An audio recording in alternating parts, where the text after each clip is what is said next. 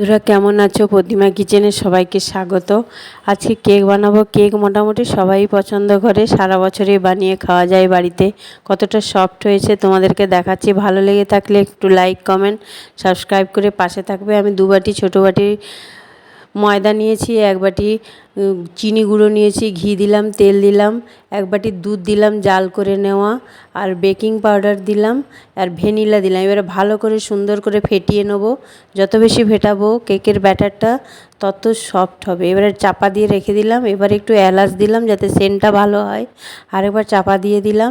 এবারে আর একটু ভালো করে ফেটিয়ে নেব, দিয়ে ঢাকা দিয়ে দিলাম। এবারে আমি কেক বানাবো, যেটা দিয়ে ওই কেকের মোল্ডগুলো একটা গোল শেপ নিয়েছি, ওর মধ্যে একটু বাটার পেপার দিয়ে দিয়েছি, ঘি দিলাম, ব্রাশ করে চারদিকে ছড়িয়ে দিলাম, তাহলে লেগে যাবে না। এবার ওর মধ্যে কেকের ব্যাটারটা ঢেলে দিলাম।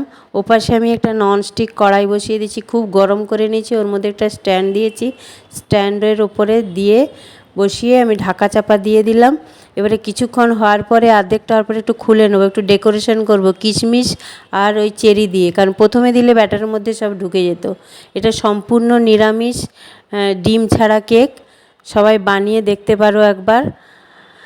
এবারে আমি আরেকবার ঢাকা দিয়ে দিলাম। একটা কাঠি দিয়ে দেখে নেবো কেকটা হয়েছে কিনা। হয়নি, আর একটু বাকি আছে।